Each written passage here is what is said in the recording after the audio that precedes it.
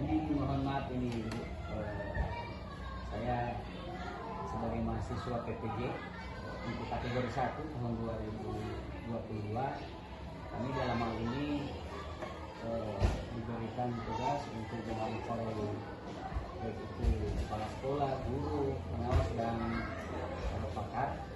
Nah, pada kali ini saya mewawancarai Ibu sebagai guru di sini.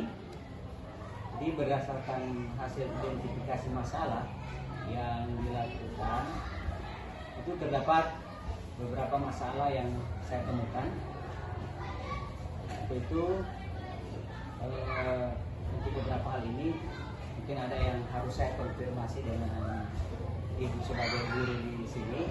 Yang pertama terkait dengan pedagogi, literasi dan numerasi, di mana saya menemukan bahwa ada peserta didik yang cenderung tidak aktif dalam pembelajaran. Ini rata-rata setiap sekolah barangkali ada seperti itu. Kemudian yang berikut juga ada peserta didik yang lamban dalam membaca teks. Dan berikut terdapat juga peserta didik yang belum mampu melakukan operasi perpecahan. Misalnya peserta didik itu sulit dalam menjumlah pecahan dan terjadi tidak sama. Kira-kira menurut pendapat Ibu, apa sih yang menyebabkan sehingga peserta didik mengalami kesulitan seperti ini? Oh, terima kasih. Kalau menurut saya, adanya siswa yang tidak aktif dalam pembelajaran matematika, karena memang dari dulu untuk pemikiran pada pelajaran matematika itu,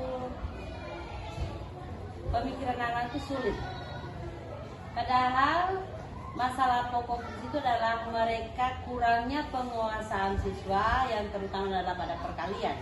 Kunci dari semuanya itu perkalian, penjumlahan dan perkalian. Karena perkalian itu sebenarnya cuma hanya penjumlahan yang dilakukan secara berulang. Kadang-kadang pemahaman siswa ke sana tidak ada. Nah, itu tugas kita sebagai guru. Kemudian masih ada juga siswa yang lambat dalam membaca teks. Nah, itu kurangnya setelah saya lihat yang sudah berpuluh-puluh tahun menjadi guru ini, minat anak dalam membaca itu memang sangat kurang, dan itu masalah di Indonesia secara keseluruhan. Minat baca kita itu di bawah, termasuk guru. Kadang-kadang minat untuk menambah pengetahuan dengan membaca itu sulit. Kadang-kadang tidak ada waktu lah, apalagi anak-anak hanya sibuk dengan game atau apa, jadi untuk minat bacanya tidak ada itu.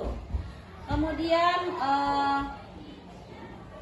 masalah pecahan, kuncinya tetap saya katakan tadi adalah perkalian.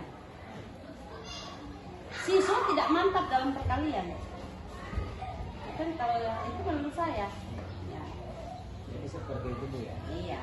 Jadi kalau masalah tentang pecahan itu lebih dipermasalahkan adalah tentang perkalian.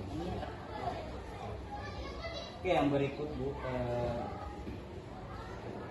di sini ada masalah yang berikut tentang komunikasi guru dan orang tua itu saya lihat masih kurang. Ini juga sering menjadi hambatan dalam pembelajaran. Jadi kira-kira menurut pendapat Ibu, apa yang menyebabkan sehingga komunikasi guru dan orang tua itu masih kurang? Sepengetahuan saya, sepemahaman saya sebagai guru yang sudah 25 tahun, masalah adanya kurangnya komunikasi antara guru dan siswa atau sekolah dengan orang tua, pada dasarnya pemahaman orang tua ke sekolah apabila diundang ke sekolah orang tua ini atau diberikan undangan, pemikiran pertama pada orang tua itu adalah pasti berhubungan dengan duit, dengan uang.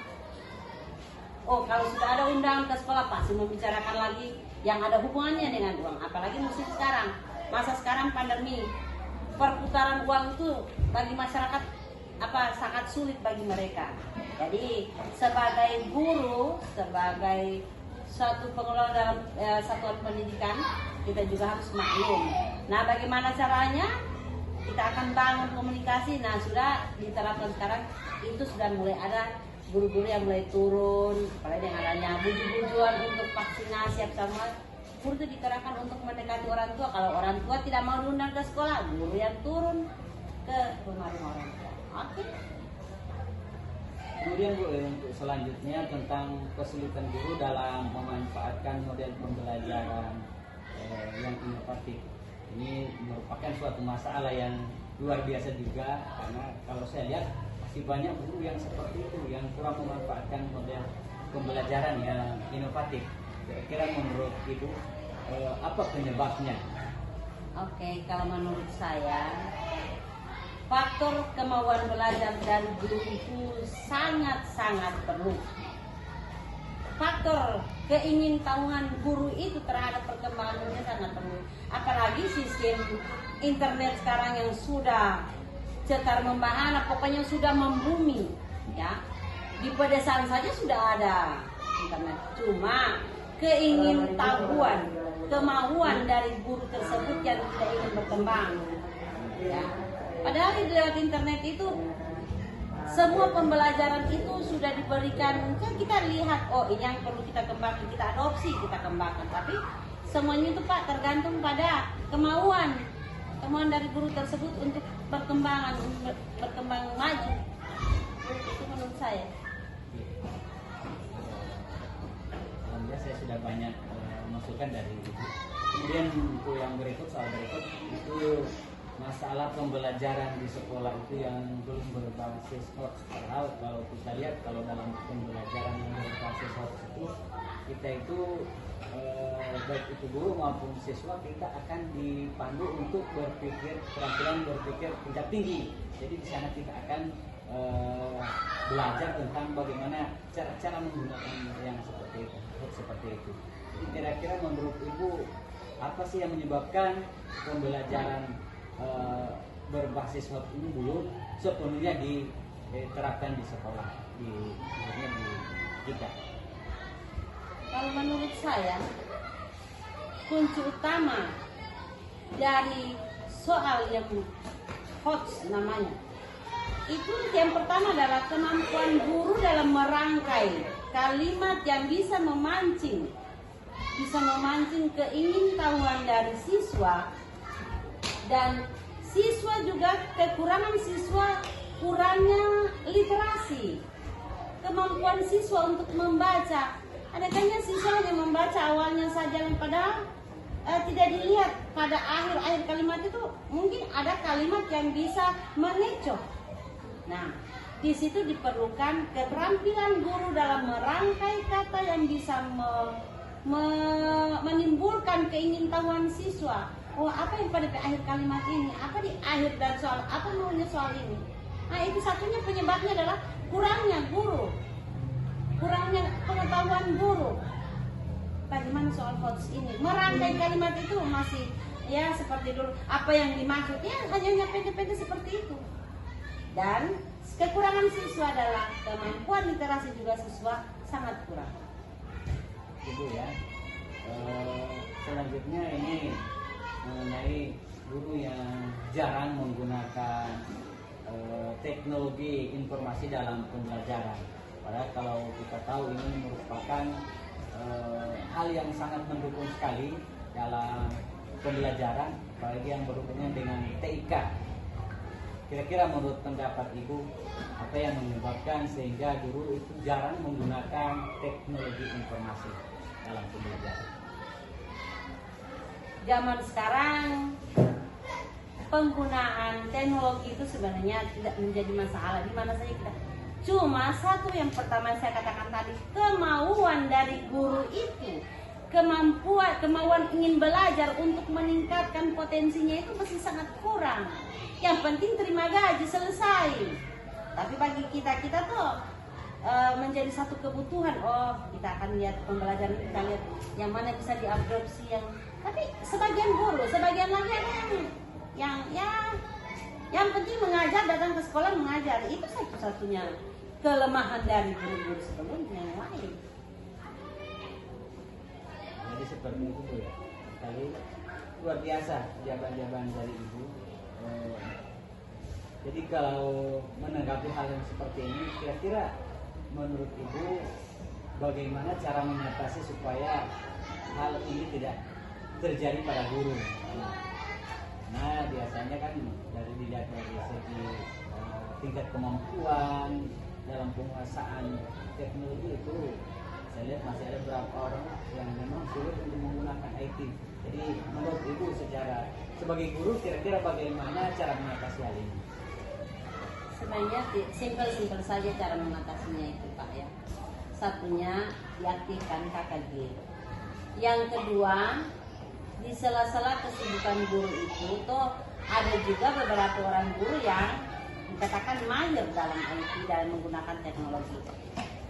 Kita bisa rekrut, kita buat kelompok kecil. Kalau yang seperti saya lakukan, itu teman-teman saya datang berkumpul di sini, tanya, kalau begini apa yang mau dibuat, begini, itu.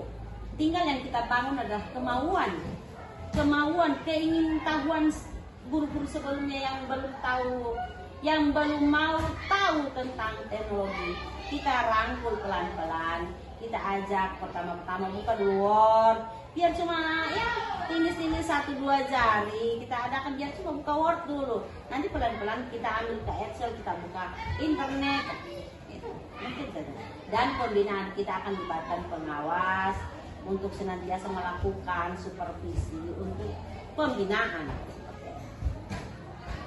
Bu, ini yang terakhir Bu ya, kira-kira rencana tindak lanjut untuk mengatasi hal ini kira-kira seperti apa Bu?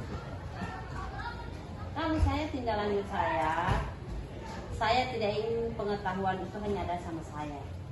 Jadi di sela-sela kesibukan teman-teman, biasanya saya pancing seperti minum kopi. Kalau sudah tidak ada siswa, kita minum kopi di kelas. Nah, di situ saya pandu bagaimana bikin absen, atau kita bikin perangkat RPP, bagaimana kita menggunakan buka internet, kita adopsi, mana yang kita harus ambil, mana yang tidak sesuai dengan kita jangan diambil. Dengan kita punya kawasan, yang kita punya sekolah, mana yang sesuai jadi kita adopsi. Itu rencana saya. Terima kasih Bu ya. Alhamdulillah saya sudah mendapatkan beberapa masukan, pengetahuan tentang apa hal yang menjadi identifikasi masalah di sini, dan terima kasih atas waktunya yang sudah meluangkan waktu untuk wawancara dengan saya. Demikian, terima kasih sekali lagi. Demikian. Oke, terima kasih, selamat untuk mengikuti pendidikan atau pelatihan PPG. Semoga sukses dan kedepannya lebih membawa teman-teman ke arah yang lebih baik. Oke.